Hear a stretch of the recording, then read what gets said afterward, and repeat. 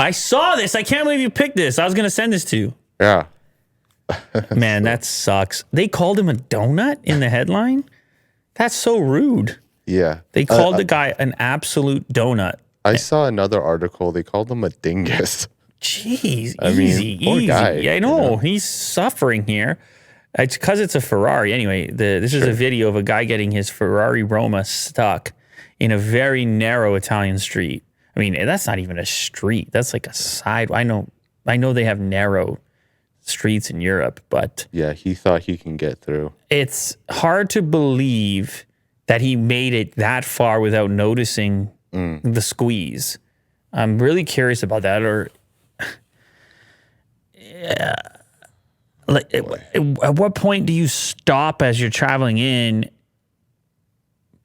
Like how it barely blocks the guy's face when it's moving. Yeah, and the black plate too. square. Yeah, it's the easiest version. I like how this guy's like, in. Like he can do anything. The guy who's driving, he's like, just a little bit this way. Yeah. And I like the woman. That's such Like, I can come help. That's such an Italian thing. Did you see she went like she just go like this? I'm 37% Italian. Yeah. Did the 23andMe, so Okay. maybe 32. I don't remember, but that's that. Look, wait, watch her. She runs up. It's like She incredible. runs up. She runs up. Watch this. Wait for it.